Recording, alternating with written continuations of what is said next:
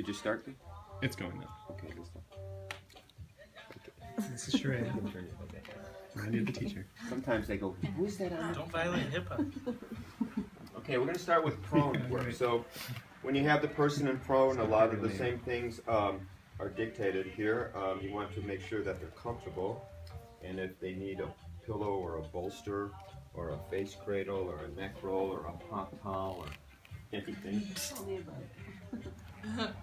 A lot of times, we were talking about this earlier, when people have low back pain and hip pains, you know, sometimes it behooves both parties that slip a pillow or something across the ASIS because it supports the lordosis. You don't want to exaggerate the lordosis if there's back pain. Also, too, it allows them to take a little bit more movement there, right? Because it takes that curve out so they can take a little bit of movement, and ultimately that's what's going to help with the healing is the movement. No matter what, on what level you're trying to create some movement, but it's the stagnation that generally manifests into that type of pain. So in the prone work, we're going to position so that the arm closest to us is away, so we have some space to come up, and we're going to ask the person by pressing the gallbladder 1. Excuse me, could you turn your head this way, please? Towards me? Towards me, this way? This way, yes. Because this opens up this area, so you can take compression a little bit more. Okay, so we're reaching across the spine, placing the first hand, which is going to stay stationary. So this is a father-son application of compression down the back. Feeling for the spine and the vertebral border of the scapula, and just place the heel of our hand between those two, and the other hand just below it, and have the person inhale. And on the exhale, through an extended arm, we're going to rock up on our knees and just compress and push away. So we're going to rock back. This hand comes down. So this way it puts all your body weight into compression. Nice. So the compression is down and away from the spine.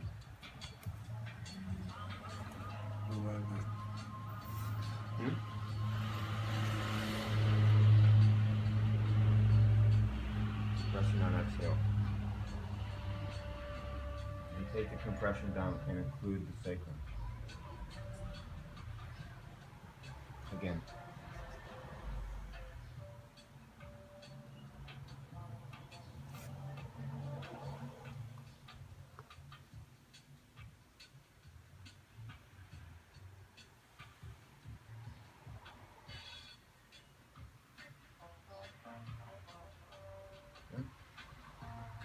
So nice compression here. Gonna step across.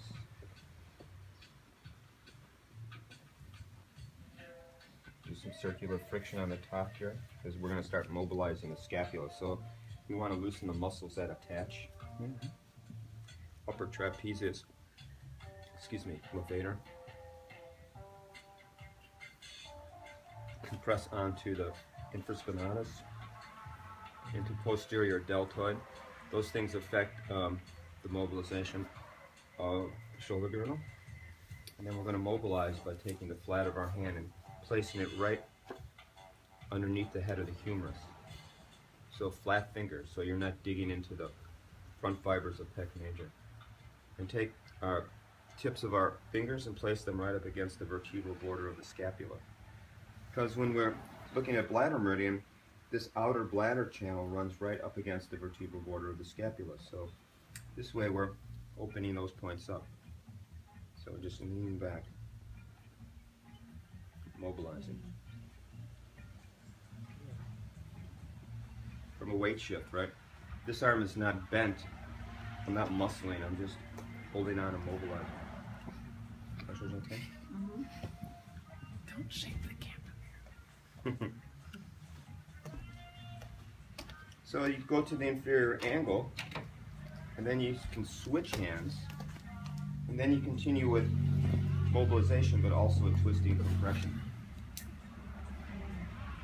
Taking that into the lower back and lumbar. Pressure's okay? Not too much in that lower back? No, it's okay.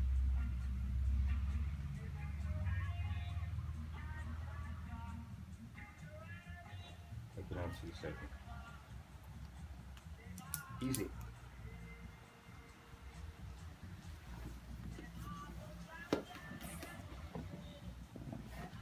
Now we're over here. And we're going to find the spine and the tip of our elbow into the laminar groove.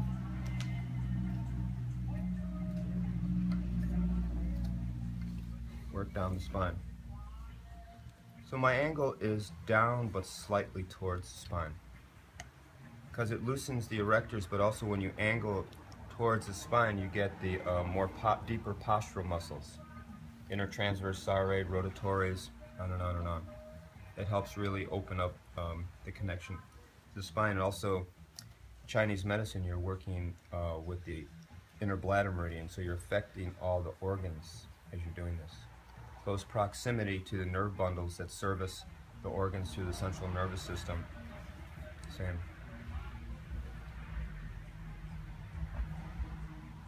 So you position yourself so you're using your body weight sinking in.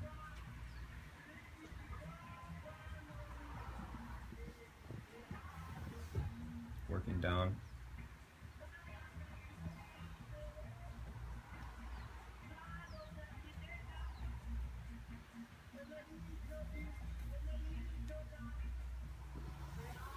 Yes.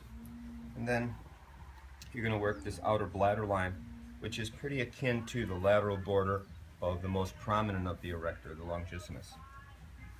Right?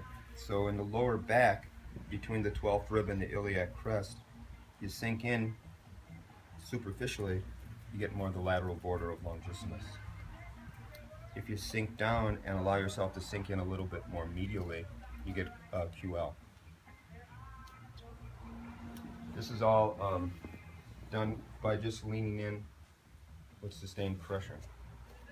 It's okay? Yeah, it's tender, but it's okay. Tender. Try to keep your hands relaxed, right? That's how you make good contact. It's easy.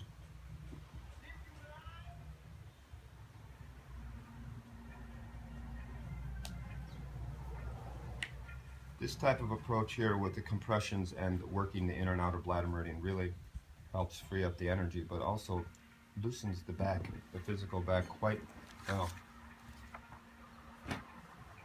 Just sinking into that border of longissimus, the outer channel of the bladder meridian.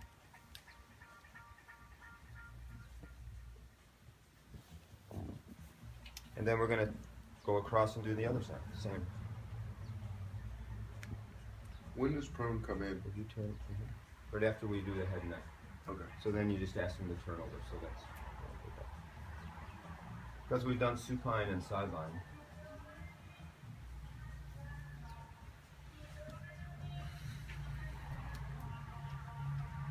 So rocking so that you utilize your weight. So this is all about the bladder meridian right here.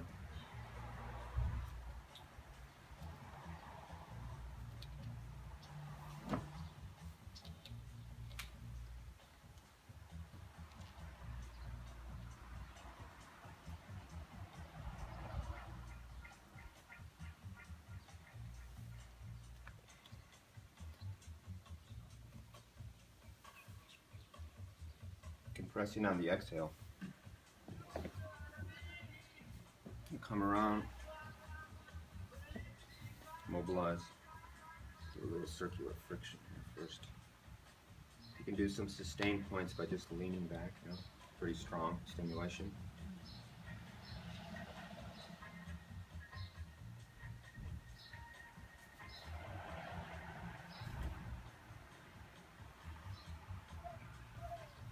Mobilization.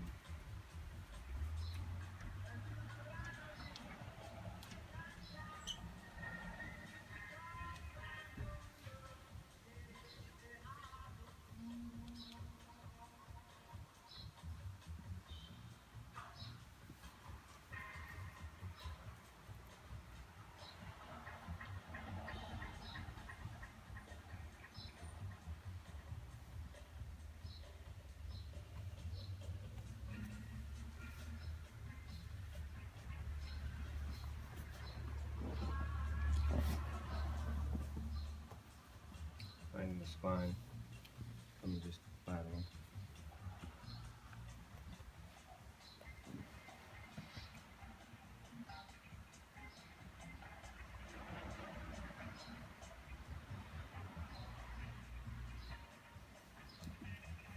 Sinking into laminar groove, a slight direction towards the spine.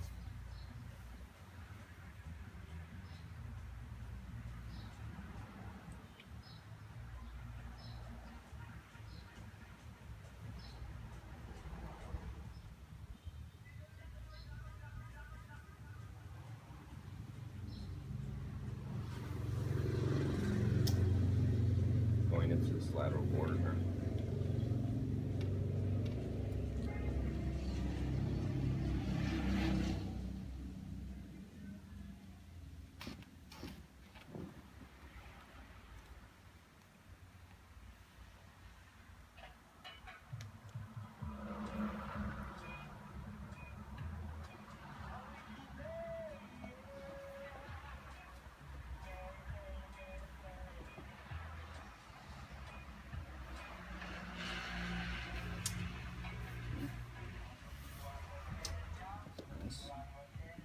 And we're going to end with thumbing the inner and outer bladder meridian.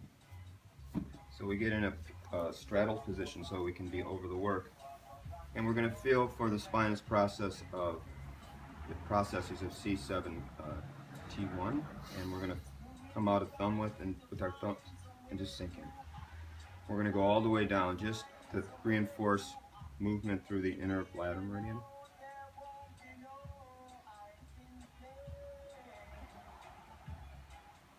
So notice hand position, so nice and easy. Fingers are spread so the weight is distributed. Your thumbs, the pads of your thumbs, sinking in on exhale. If this is too much for your thumbs, you can do a brace thumb. Takes the pressure off of the muscles of the hand. Take an inhale from the thumb.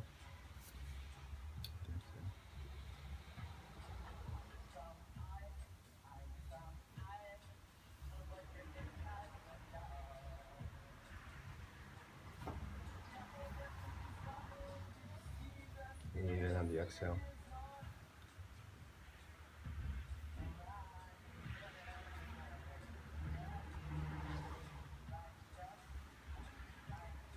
And I like to take it right onto the sacrum, right in the foramen there. This is where the bladder meridian runs right through this openings in the sacrum. Bladder 32, or 33, 34, 35, nothing like 36, something like that. And then you're going to come up and do the outer bladder meridian. So again, you just feel for the spinous process and come out until you feel that lateral border of the longissimus and then just press in towards the center.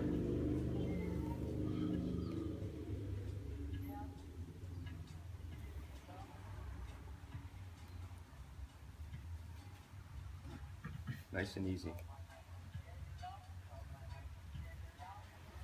Pressing right into the lateral border.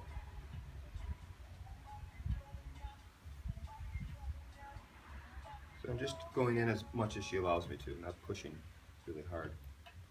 A lot of times, because when we think it's hard, we press harder. Not necessarily. Sometimes. I'm using brace thumb here because the musculature is a little tight and thicker.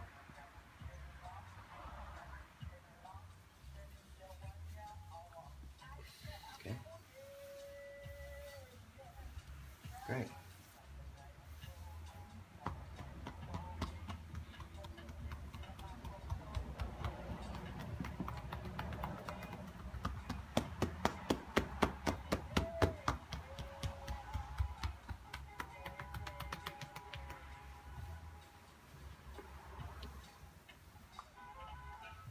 Okay, we'll do that much. Yeah?